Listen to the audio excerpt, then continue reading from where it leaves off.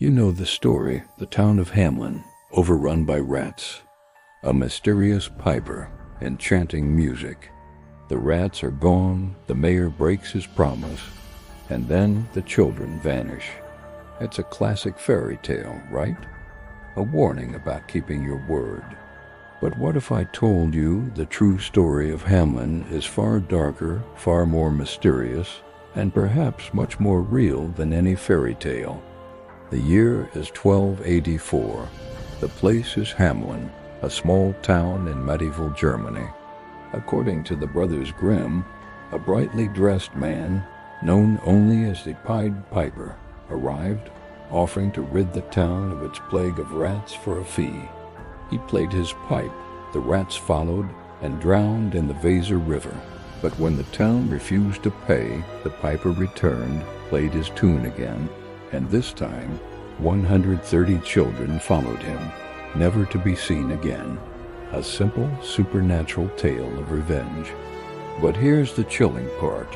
The core of this story, the disappearance of 130 children, is not entirely fictional. The town of Hamelin itself acknowledges a major tragedy on June 26, 1284. There are ancient records, stained glass windows, and even street names referencing this event, long before the Grimm brothers ever wrote it down.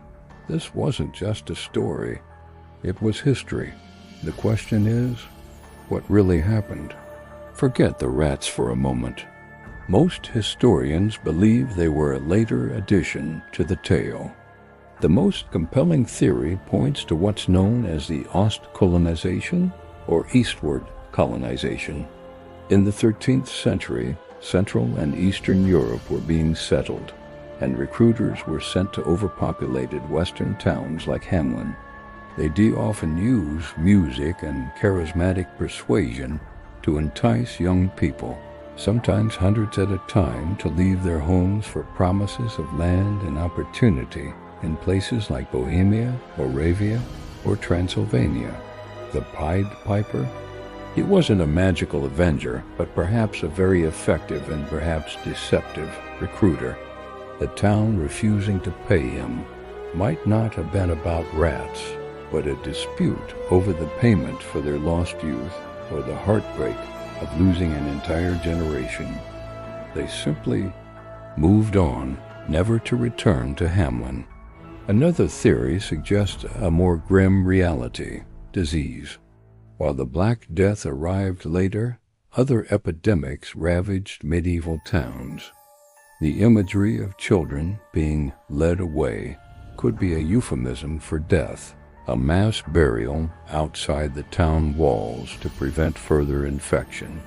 The piper in this context might represent the inescapable hand of disease, or even a local official tasked with the tragic duty of burying the deceased. Less popular but still debated are other ideas, a forgotten children's crusade or similar spontaneous youth movement, where young people embarked on perilous journeys from which they never returned, or perhaps a swift, localized natural disaster like a landslide or flood, burying them without a trace. Some even theorize a religious cult or sect leader who lured them away forever. So how did a potential historical tragedy morph into a fairy tale about rats and magic?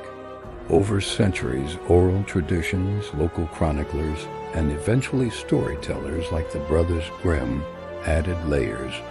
The rats were likely a common medieval problem, easily woven into the narrative.